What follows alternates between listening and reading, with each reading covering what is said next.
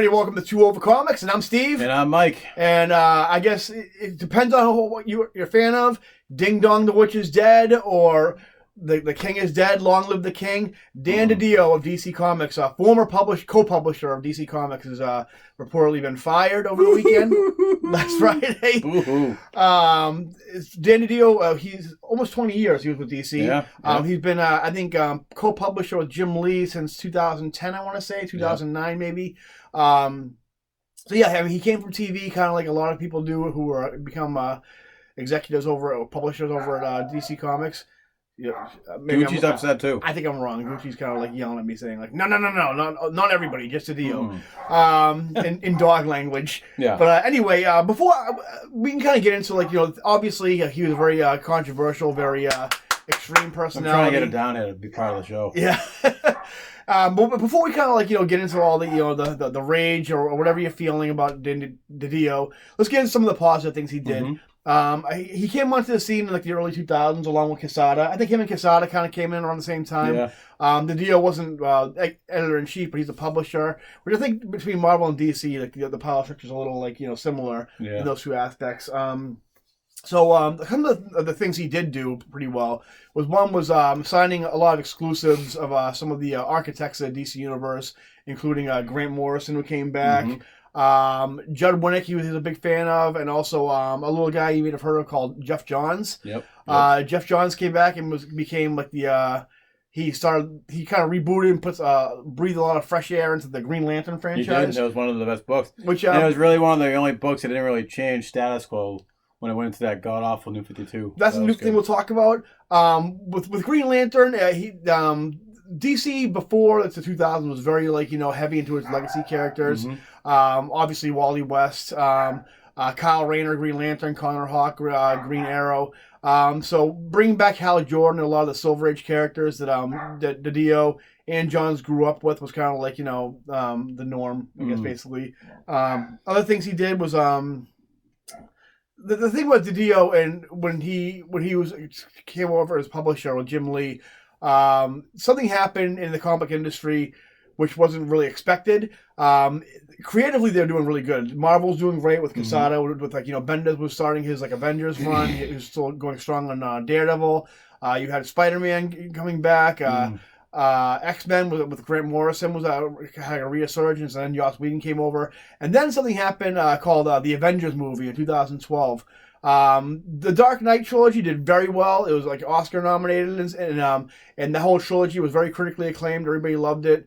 Then all of a sudden, Avengers came out and kind of made more money than anybody could have ever hoped. Yeah. And it kind of changed the landscape with comics. We're kind of people who work for their parent companies, not just a comic book company, were like, okay, these IPs are making tons of money in cartoons and movies and toys. Why aren't the comics making money? And so he was kind of dealt with that whole predicament, how can we make them as viable as the IPs and the movies? So there was a lot of pressure to kind of build a what do you call it? Cohesiveness with the DCEU. Yeah. And that had a lot to do with the New 52 pretty much. They were starting a brand new movie universe to kind of compete with the Marvel universe, and that's what started the Snyder universe. That's why you had the New 52 with Superman being kind of emo-ish, and kind of resembling Henry Cavill. You had very Dark Knight influenced Batman with Scott Snyder and that type of thing.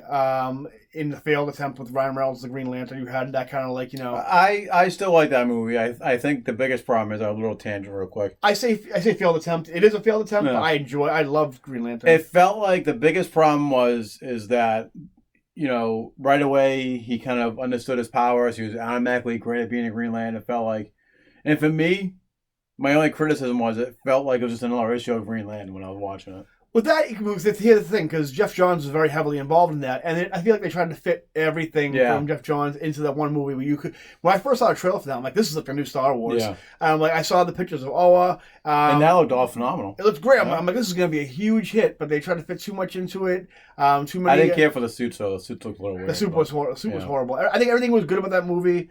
Obviously, except for the compression and the suit. The suit was kind of shitty, but whatever. It is what it is. But anyway, so that's kind of, Didio, he kind of he was also in charge during the time, like during one of your favorite times I know is the pre-crisis, pre-final crisis, or pre-52, we should say. Pre-52. Yeah. He was in charge. He was during that weekly series of 52, the Change of Status Quo for a lot of characters. Damian Wayne was introduced. You had Red Robin when Bruce Wayne literally died. The last time I would look forward to a DC comic was Tim Drake, Red Robin. A lot of great comics coming out that time. Superman was great then too. Yeah, obviously we talked about we talked about Batman, we talked about Green Lantern, but Flash was going strong. Wonder Woman was great. I think you had Alan Heisenberg, writing it, who went on to do Young Avengers, I think. Mm-hmm. But we're kind of harping on all this stuff right here. But then all of a sudden, the Avengers happened, 2011 happened, and then also New 52 happened, which was kind of like when people really started this is basically when he became published over Jim Lee.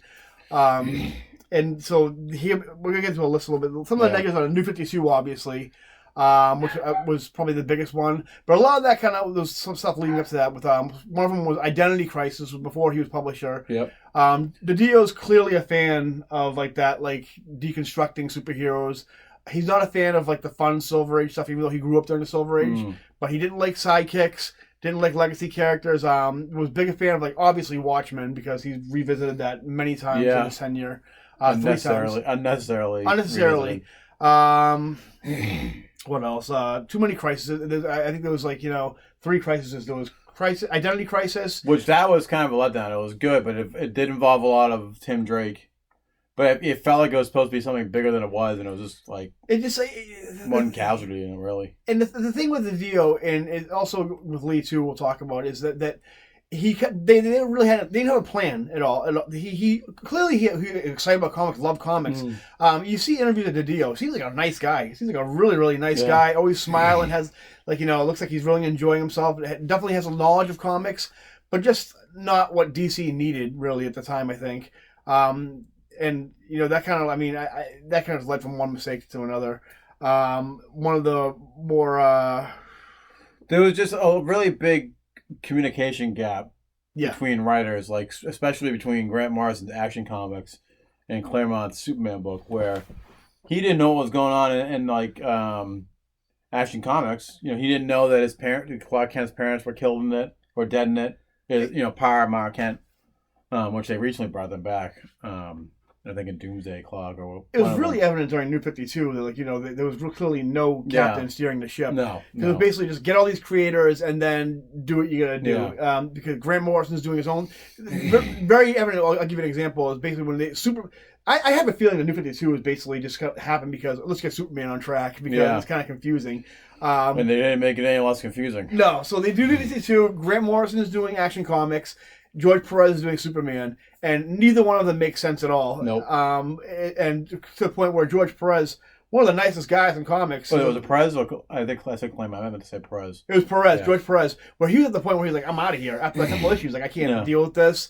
Judd Winnick also left, and I think by all said and done, even Grant Morrison kind of cooled off, and he was in his own Batman world for a while, but it just quickly derailed. You had Rob Liefeld doing 3 books like that. He ended up being a lot of creators came on and then left. And I think the most recent one, which I think was kind of I don't know what you would call it. This was kind of like his put all his eggs in this basket was hiring Brian Bendis, who was clearly burnt out at Marvel and now works at DC, and was given some kind of deal where he had a lot of influence and power in DC. He has basically his own publishing line, Wonder Comics, with Young Justice, Naomi, and If I'm being honest right now, I think Didio doesn't realize what a monster he created with hiring Bendis. Yeah, Bendis clearly left Marvel for a reason, not just because he's burnt out, because clearly that doesn't stop him from writing, because he's been burnt out for the past over a decade now,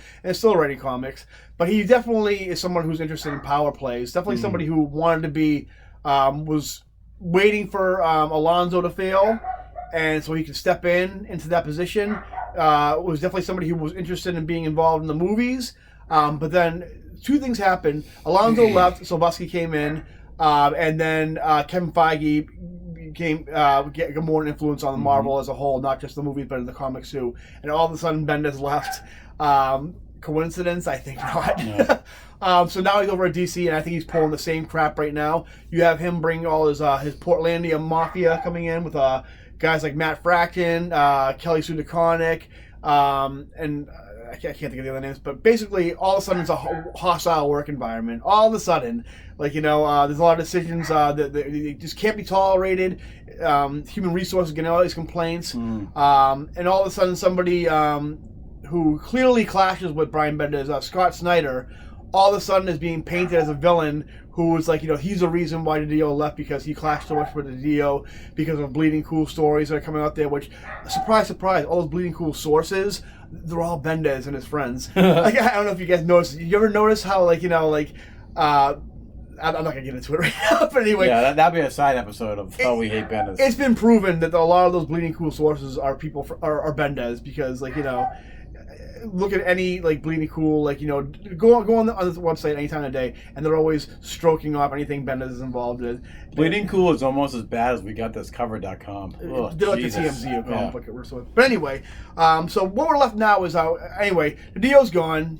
Can't do anything about that. Honestly, I wish the guy, I'm not happy to anybody to lose their job. Like I said, the guy seems like a nice guy. Yeah. I didn't agree with a lot of stuff he did. But I mean, that's his choice. I mean, his choice. Nothing I can do about that. And he's gone right now. He's not the first publisher to leave DC Comics. I'm sure he won't be the last. Maybe he won't be the last in this calendar year. This is what's going to happen. They're going to get someone on board who's going to do even a worse job.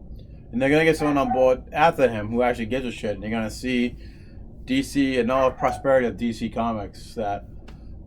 Hopefully I'll be on board by then, but I don't think I will be. Is that in the plan? I don't know. Who are we left with right now? Jim Lee. Now, Jim Lee, what are your opinions on Jim Lee running the show? I want Jim Lee just to draw. Yeah. And I think that's all Jim Lee was hired for. Yeah. I've had this conversation with people on Twitter and Facebook, and they were like, "But Jim fucking Lee." I'm like, "Yeah, Jim fucking Lee, 20 years ago, or 30 years ago, the #1 selling artist." And I don't want to see any of his redesigns of superheroes of collars and armored Superman costume. Let's move forward because I'll just go in on the whole episode on how much the 52 sucks. Don't get me wrong, I love Jim Lee. Jim Lee's me too. When it came to see, the thing is, no one ever gave shit to Jim Lee, even though he was co-publisher. He had just as much power as Dan Didio. But the thing is, Jim Lee's beloved. Dan Didio is just a guy. Yeah. And the thing is, Jim Lee was just paid to be Jim Lee. That's the reason why he was. They bought his company, and that's the reason why he has the position he has. All he does is he sits around and he goes to conventions and shows his his designer backpacks and draws variant covers a couple times a year. Yeah. And that's all he. So right now, it's kind of I'm sure he's thinking, oh shit, now I have to work. Yeah. Which isn't something Jim Lee's good at. And we can kind of get into why that is. Jim Lee, before he came to DC, was obviously an Image founder. We all know that. If you're familiar with comics on this channel, you should probably know that by now. So he in Image Comics, he had his own studio called Wildstorm, which obviously had Gen 13, The Authority, Planetary. All of which are now part of DC. Are they though? Who knows? They were here a few. They weren't really around for that long. They were here during the Future Imperfect a lot. I remember that. Well, let's go into each studio. Jim Lee had, I think, 4 studios. He had Wildstorm. He had Homage Studios, which was failed before it even go off the ground. I think it had Jeff Smith doing Bone, I think, and then he left right away, and then had Leave It to Chance with Paul Smith and James Robinson. He also had the Cliffhanger line. Which we all know how well that was managed. They had the next phase of Image Superstars. I'm all wet. I get all wet thinking of Joe Madureira art too. But had Joe Madureira, J. Scott Campbell, the 3 issues that he does, and Humberto Ramos. Humberto Ramos was the only person who had any kind of work ethic, who pumped out not only 1 but 2 series during the lifetime of Cliffhanger. J. Scott Campbell, Cliffhanger. I just remember reading that in Image. That's it. I mean, not Image. Wizard. I loved Cliffhanger, but the thing is, the lateness between J. Scott Campbell and Joe Madureira. J. Scott Campbell finally finished Danger Girl, which was great. It was really fun. Joe Madureira did 3 issues, then all of a sudden it was a couple months between issue 3 and 4. Yep. Then 5 came out maybe a year and a half later. Then 6 came out sometime, and then all of a sudden the issue 6 came out of nowhere, and Jim, like, I'm not doing this anymore, I guess. And his boss, who at the time was who was supposed to be managing these guys, editing these guys, was also doing his own book called Divine Right, which also had failed to come out on time. Do you know why, though? Not because he was too busy managing these studios or editing books. It's because Final Fantasy VII came out, and he actually made an announcement in Wizard Magazine that said, this is going to have to take a little bit of we're going to have to go on a little bit of hiatus because I need to finish this game. I'm obsessed with this game right now. What the fuck? A guy running a studio, a publishing, I can't. People's jobs depend on me, but I'm going to read Final Fantasy VII. People buy your book, but I need to finish this PlayStation 2 game. God damn it. And this is the guy who's now running DC Comics, the president of the number 2 comic book company in the world. He also had ABC Comics, which he somehow coaxed to get Alan Moore to come back and write a whole line of comics. A guy who swore never to write for the big 2 ever again.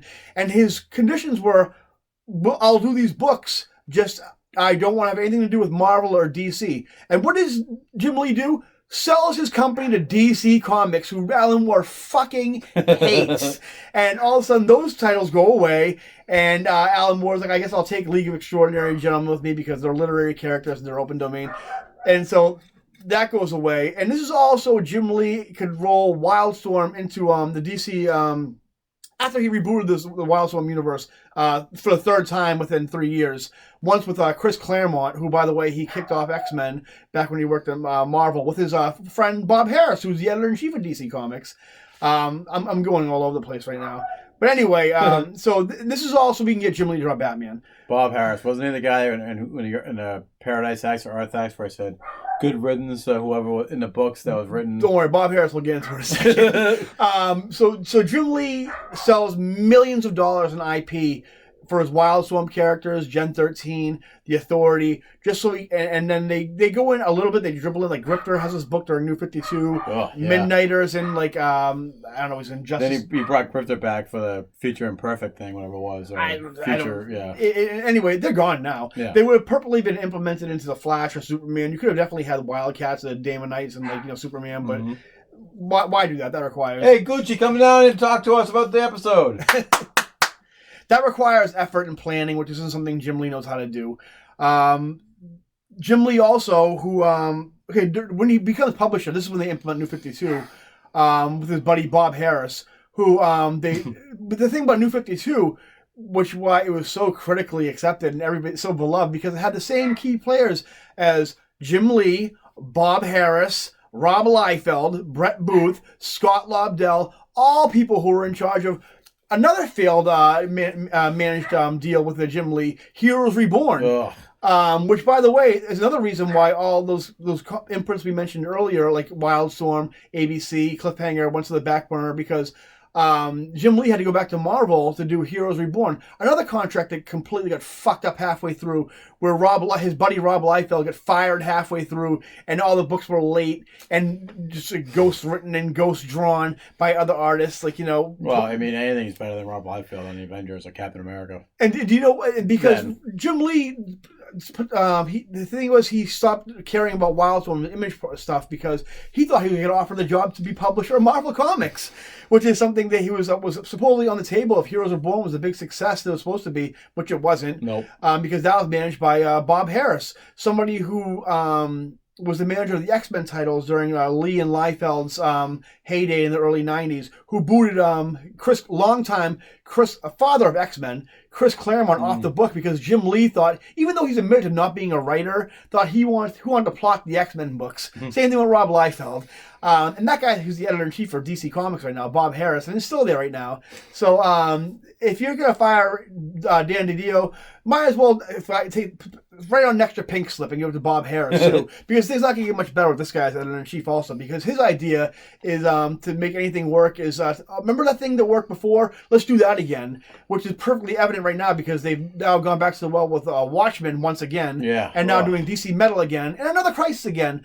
With just like, okay, this creator was successful, let's put him in this book. I heard one time I thought DC wanted to do a Crisis like every 10 years. and then they decided to do. They have. And that was the same. Well, that was the same year they did 3 Crises in the same. It was within I don't know how long it was. It was different within a year or so. But like we're gonna do a Crisis every 10 years. Also, DC. Well, let's do one next month. Once this identity crisis is over, and what a mess! What a mess right now. This is, I mean, as much as I say I don't wish anybody to be fired, this should have been done years ago. So I guess a question we can ask ourselves is, why was Didio fired? Was it because of was it really because of a hostile work environment? I don't think so. He's always been an abrasive personality. Yeah. And I think the reason why all of a sudden it's a hostile work environment is because you just had a whole new group of people come in, which I think has to do with the hiring of Brian Bendis. Yeah. Bendis, I think, has created nothing but headaches during his last tenure at Marvel, last couple of years at Marvel, and is doing the same thing right now. He wants to be in charge of DC. And he's going to do I think he'll be able to, he has a better luck influencing more control of DC with just Jim Lee in charge, because Jim Lee clearly is a pushover. Clearly he doesn't get along with Scott Snyder. Clearly he doesn't get along with Geoff Johns. So if you guys are hoping that things are going to immediately get better now that Didio's gone, I think you're mistaken. I think it's going to get a whole lot worse before it gets a lot better. And he's just gonna be sitting back, retired, and enjoying life. And that's the thing too. Was he pushed out, or is it that the Didio didn't give a shit anymore?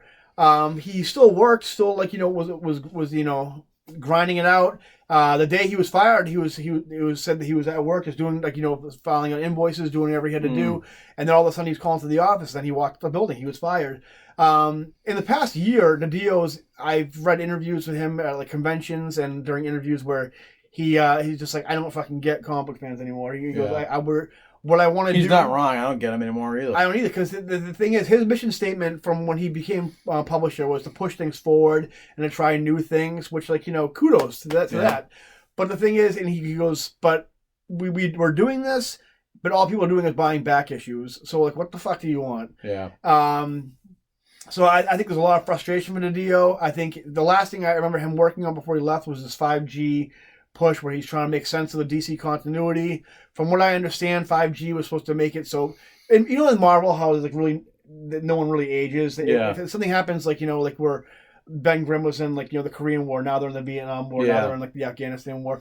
For them, they're Flash Thompson. I mean, he was So from what I understand of 5G, it's supposed to be no, this happened in real time. So if Superman came out during World War II or World War I, whatever it was, or Wonder Woman came out during World War I, then she's actually that old in real time in comics. Batman's really that old. If he came out in the 30s during the noir stuff, Batman's really that old. So that's why they're having all these younger characters take over. I don't know the specifics of definites of it. If it's supposed to be so it's they're retiring and they're really that old, or they're it's supposed to be an Age of Apocalypse type scenario where the young characters take over and then they do a DC 1 million type deal or whatever. But anyway, that's the plan basically going forward with DC. And I think with the deal gone, that doesn't mean it's going to stop. I think it's still going to go forward, but maybe a little different, maybe a little altered. The way you explained it, it seems like it's a bad idea. It's a horrible idea. It basically means all your characters are going away, like you all feared, which kind of... And Bendis tried doing that in Marvel with his characters, the legacy characters, where the push was to make these characters be the forefront, where that's great, but you got to do it in a way that seems natural. And they didn't do that. They shoved it in your face. I'm not necessarily opposed to the idea, because I've said a lot of times on message boards and everything, and message boards, I'm kind of dating myself, Facebook groups, that what I would do if I were when Marvel and DC were bad, which a lot of people don't realize that from 2011 till now, Marvel and DC were both making really shitty comics for a good 10 years. The 2010s were not a good time for Marvel or DC. Mm-mm. It's only recently that Marvel started getting better. Because they're making their characters in the forefront. Yeah, that's what they should be doing. And I also think that's a lot to do with why Bendis left too. But so I don't think it's a bad idea, because I've a lot of times said well, Steve, what's your idea then for making Marvel and DC better? I'm like, fucking blow it all up. Yeah, blow it all up and start over again from scratch. So I mean, from one hand, I think that's a good idea, but the other hand, I know that's not realistic to to maintain DC and Marvel. You can't just start the universes over, start all with the brand new IPs. you can't do that nowadays, and it's not gonna have the longevity that it has. Like now, you can't make a new Spider-Man, a new Batman, a new Superman. And Marvel's never gonna do the. Yeah, they tried doing that with not Final Crisis, Secret Wars, the latest Secret Wars, 10 years ago, however long it was, and it didn't stick. They basically recreated every multiverse. I mean, I can understand putting more like emphasis on legacy characters, but not just like saying, okay, we're all done with this. Although I'd be interested to see it. I don't think it's sustainable though. I don't think too many people know the origin of Superman and Batman to all of a sudden say like, be in a conversation like, Superman, Jonathan Kent, son of Lois and Clark from the pre-Flashpoint universe. It doesn't roll off the tongue the same way as he came from a dying planet. Yeah. Or like, Batman's parents were murdered. It's like, Batman, son of Lucius Fox, who then became like, I don't know what his name is in the comics right now, but anyway, a Duke. Yeah. Whatever. And it just confuses things and it wouldn't last. You revert back to the default very quickly, DC. and then have another crisis. Which I think is what, right now, if they do go forward with 5G, what you're going to see is a lot more of the Black Label type books, which is basically Gimli's pedigree, which is like, take big name creators and just let them do what the fuck they want out of continuity, which I'll be honest with you now, I'm a big fan of a lot of the Black Label books. I love White Knight. Yeah. I love... White Knight's really good. Wonder Woman Dead Earth is probably one of my favorite renditions of Wonder Woman ever, even though it's only 2 issues in. They had one line in there while Wonder Woman explains why she loves all mankind, and it's like, that's Wonder Woman right there. You get it. The Superman Year One's okay. It's a little bit... It's Frank Miller. Yeah. Frank Miller's got nothing to prove to me. He's paid his dues, but I mean... Maybe he shouldn't be writing comics anymore. Clearly, he's a fucking lunatic now. He's a lunatic, but I mean, like, sometimes you need a little bit of that in comics. As far as DC going forward, that could be the plan. Maybe nothing's going to change. Maybe it's going to be business as usual. Yeah. I think worst case scenario, Brian Bendis becomes publisher. Which is bad news. I think if that would happen, Jim Lee would have a sigh of relief because he'd go back to just drawing like Batman covers. And not caring what happens. And not do anything besides collecting checks for his 25 kids that he has with 25 different women. And which is, I mean, whatever. Good for him. Good for Jim Lee, but I think that would be horrible. I don't think Bendis... I think maybe Bendis 10, 20 years ago, or 10, 15 years ago, but not now. The thing is, Bendis hasn't had a hit in over 10 years. The last thing I remember being interesting that Bendis wrote was probably when he first started X-Men. All new X-Men, which he had a good... But that fell apart, and after that, nothing. I felt he had some type of resurgence when he did Young Justice. I've mentioned this before on the podcast. We can talk about that for sure. But this real quick, what killed it for me is there was literally one issue where they were just standing around doing absolutely nothing. Here's the thing with Young Justice. I think both you and I were tricked. And because it's like it seems like Bendis was given like one of those DC handbook. Like, here are the characters. Here's a book of characters with like 3 sentences describing them.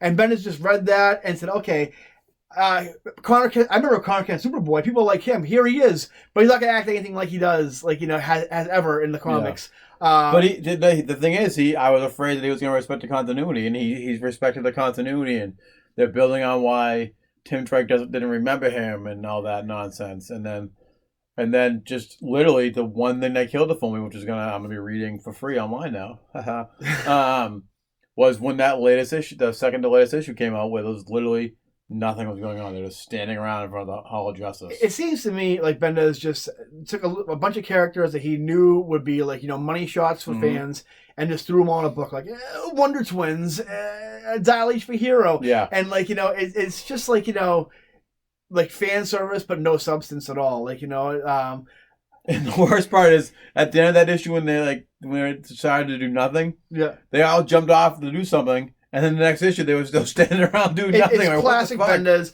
and stuff that people call him out on, and he and if you call him out, he'll block you on Twitter or Tinder or whatever the fuck he's on. It's stupid. Tinder for she-males. Did I say Tinder or you did say that? That's what he's on. I meant Tumblr. I don't know if I'm Bendis on Tinder, although from stories I've heard from some other people, he might be on Tinder. But Legion of Superheroes, who gives a fuck? And like I mean, Jinx World. I mean, yeah. I mean, how many times are you gonna relaunch like Jinx World, whatever company you're working for? Yeah, who cares either?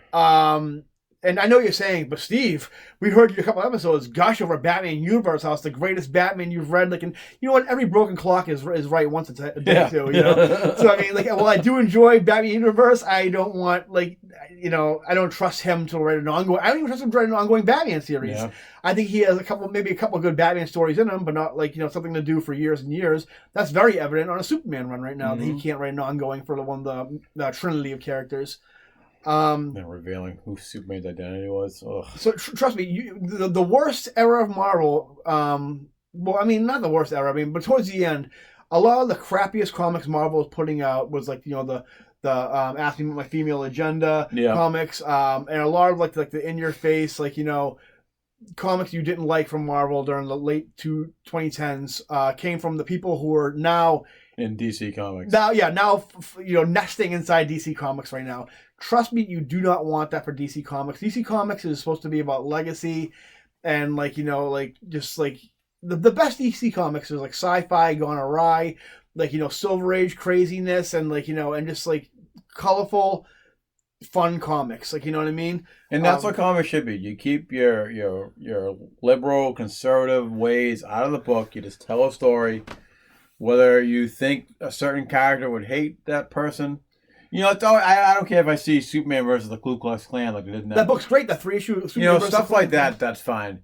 But when the writer themselves is pushing their agendas in the book, that's when I have a problem with it. The thing is, people look for comics as an escapist. They escape, they like the superheroes, like the action, blah blah blah. You know what you like about comics. Yeah. But the thing is, Bendis and his friends think you're stupid for liking those kind of comics. They want everything to be meta. Mm-hmm. Think of the worst jokes in the Marvel movies where they stop for a second to kind of recognize how stupid this all is. But that's every Bendis comic basically, where it's we caught you enjoying this. Don't you feel stupid now that we saw you? That's Bendis and all his friends, writing these comics right now. So that's the worst case scenario, Bendis taking over DC. As far as replacements go, if any, personally, I think, I'll tell you what's going to happen anyway, but as far as replacements, some names been thrown up, and Mark Waid, Peter Tomasi, Geoff Johns. As far as those three right there, I think, although I would miss Tomasi as a writer, because I think he's a great writer, I think Tomasi would be a great person in that position. If not, I think he'd be a great person as the maybe editor-in-chief. Get Bob Harris out of there. Put Tomasi as editor-in-chief. Mid to late 90s, he was the run of a great line of books. Major Bummer, Young Heroes in Love. He was a lot of Grant Morrison stuff, during Flash and Justice League. And the guy knows DC and he knows story. He was in charge. He wrote Superman during Super Sons and during. Well, I love how the I don't want to say I love it in a bad way. The people that you picked that you think would be a great replacement, as long as you keep them away from writing books. Like Geoff Johns, his books are always late. So you take him off that and put him in control of it all. Let's just talk about Geoff Johns right now. And I gotta say one thing about Mark Waid. Just take away his Twitter. Yeah. Take him off his soapbox, his high horse, and he'll be fine. The thing with Geoff, Geoff Johns is the first person you mentioned. Geoff Johns clearly has an idea of how the DC should be, and it's clearly one that connects with fans. His sales reflect that, because what he did during Rebirth, there was this idea behind the DC universe. Obviously, it was hope and making the comics fun and uplifting. He had a great net with the button, 3 Jokers, all these plot lines, even what's the Doomsday Clock, whether you liked it or not. There was clearly a blueprint that he had, and that was he was trying to fix the mistakes. So even though I despise the idea of having the Watchmen be part of the DC universe, and the new Watchmen that were in the new Watchmen book for the new Watchmen. Kind of a dumb analogy, but it was delayed numerous times, and it was just about characters I don't care about. But at least Dr. Manhattan, the story was, Dr. Manhattan was doing this because he left his universe to come to here, and he was the one making the New 52 mess, basically. Not only is the predicament we're in with Geoff Johns indicative of Jim Lee's publishing style, because none of Geoff Johns' books are coming out on time, and people don't even know if he even works at DC at the time. And that's like classic Jim Lee right there. The thing with Geoff Johns is why he'd be a good choice, but probably unlikely. Geoff Johns does not work for DC anymore, the comics division at all. No matter what you think, he's not writing Shazam anymore. He's finishing whatever scripts he has for Shazam. He finished Doomsday Clock. Three Jokers is not coming out. Never. Ever. The thing is, he was co-president of DC during the Rebirth time. That's why he kind of like took a step back, and that's why his comics ended up being late. Since then, he's been demoted, and now he started his own company. And he's also been given power within the film and TV industry, which is why he's doing pretty well. He's kind of flourishing in. Shazam was good. Aquaman was a success. Wonder Woman was pretty good. Birds of Prey was kind of, it didn't really hit, but I mean, like, not every hit can be a home run. And he's also... I'm still trying to figure out which Bird of Prey Harley Quinn is. Yeah, he's the canary. No, she's not the canary. That's Black Canary. But anyway, I mean, and like you have the movies and the TV division going okay. I mean, like you're staying afloat. So I mean, I think he's found his footing. That's where his background is anyway. He worked with Richard Donner in the Superman films and everything else. So Geoff Johns, as far as him coming back to DC Comics, I don't think that's going to happen at all. It would be pretty ideal. I think it'd be pretty cool, but I don't think it's going to happen. Yeah. The other person we talked about, Mark Waid, like you said, if he could just shut his mouth for 2 seconds about fighting with guys on YouTube, he also would be all good. I think Mark Waid would be great as a publisher because he has almost like a Jim Shooter-esque type, like abrasiveness to him, which I think would not only kind of like... Everybody knows that the best bands, friction and drama, create like great art for any band, like Rolling Stones, Led Zeppelin, the Beatles, whatever. I think Mark Waid would really push people to bring out their best. I think get rid of the events too. The thing is, the thing with Mark Waid is he would push the right people. Someone like Scott Snyder would rekindle their love for the DC universe right now, which I think is kind of waning right now. A lot of writers, he would kind of like, they would rise to the challenge. Even Tom King, I think, would rise to the challenge. He would bring out the best in a lot of people, and he would he would trim the fat. I think Brian Bendis. He would either this is the thing, it would either make or break Brian Bendis. He'd either push back and it's like a immovable object being an unstoppable force, and Bendis would either quit DC or fall in line and and follow the blueprint, which I think would be great. Because Bendis, as we've seen during his early days of Marvel, when he's following a blueprint, he does a great work. His New Avengers stuff, his Daredevil stuff, Ultimate Spider-Man stuff. I think Mark Waid would definitely be the person. He also has a huge, deep knowledge of the DC universe. The likes of which, the stuff he's forgotten about DC is more than I'll ever know about DC. That's how knowledgeable he is, and he's worked for DC in the past. Pulled out some of his best work, Flash, among other things. So I think Mark Waid would be pretty good. Again, if you stay off Twitter and stop fight the right battles, not dying on hills that need not be fought. He'd be great. I think also editor-in-chief, I think Ralph Macchio would be a good idea too, but he's somebody I didn't even write down. He was actually, he gets a bad rap for being for a wizard, shitting him all the time because it wasn't their ideal Spider-Man at the time. He was editor. But he also, he was in charge during the Ultimate line, during the beginning half of the Ultimate line before it went all to shit. And the person who, it's funny because the person who destroyed the Ultimate Universe is actually the person that I think would be the ideal candidate to take over as publisher of DC Comics would be Jeph Loeb. The newly unemployed Jeph Loeb right now, who's firing up his Indeed.com resume. Jeph Loeb did a lot of great things. He was in charge of Smallville for a while. Batman and Superman. The comic book was actually was one of the greatest. Superman for all seasons. The many times referenced Long Halloween. Had a great run on Superman, the comic. I think Jeph Loeb would be great. He's on the same page with Mark Waid. So if Mark Waid or Tomasi would be editor-in-chief or even co-publisher, I think Jeph Loeb would be the guy who really has a shared vision with them.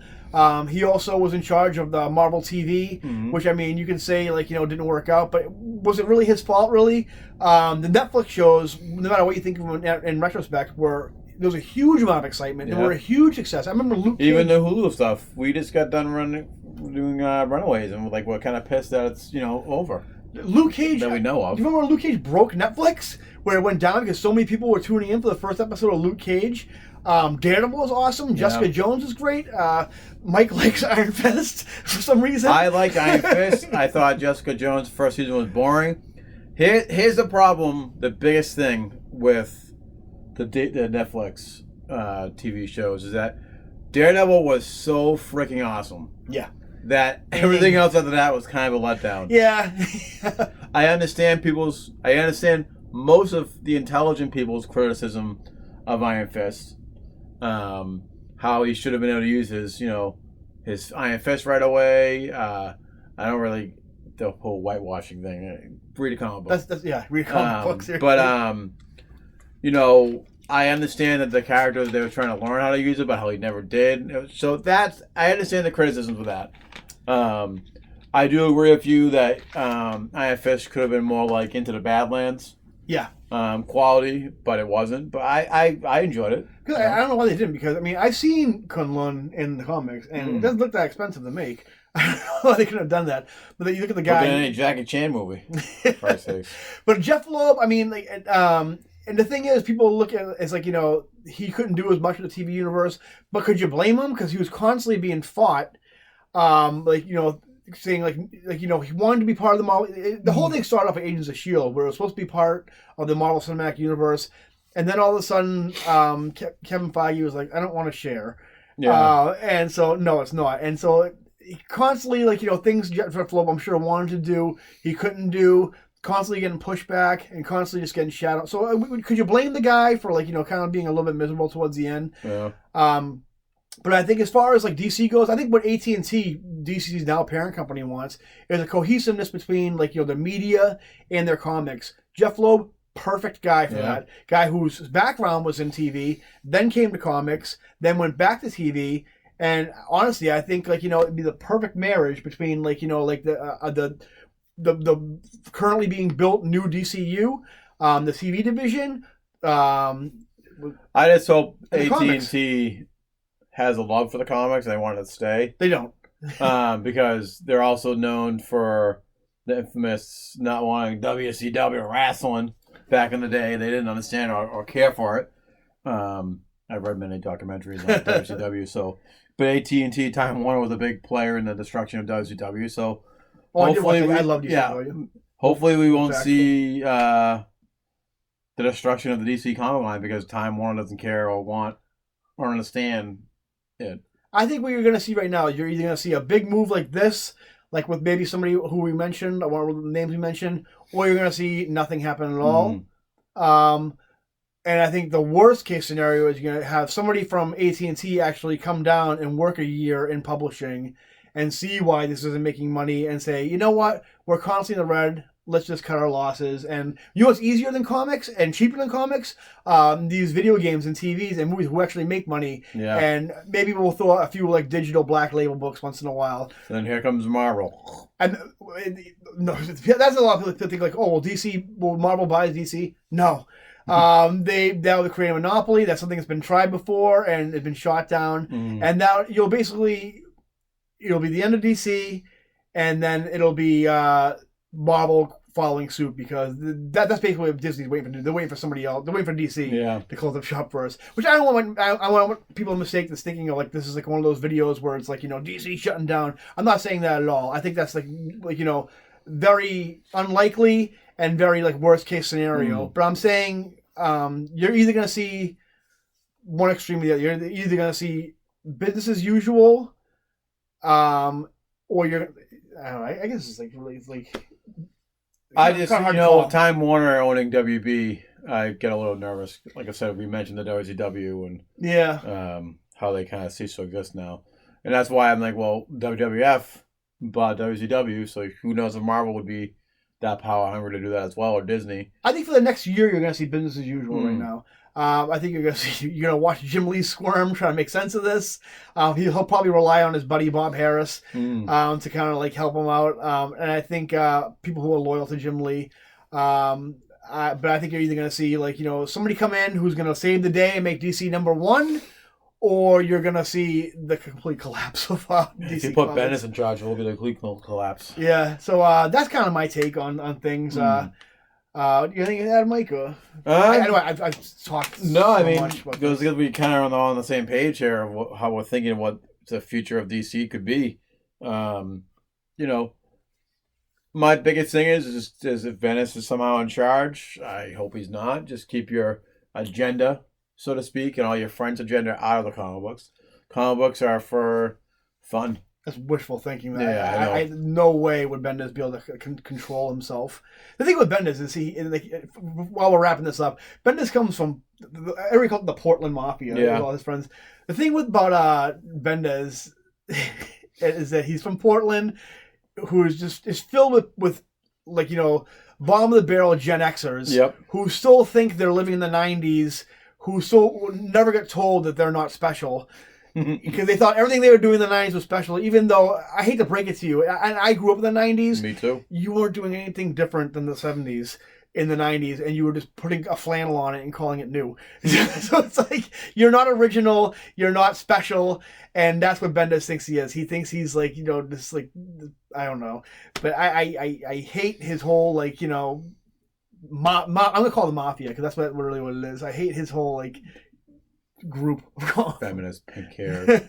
Yeah, seriously. They're weirdos. They are, really. And they'll destroy comics. Yeah.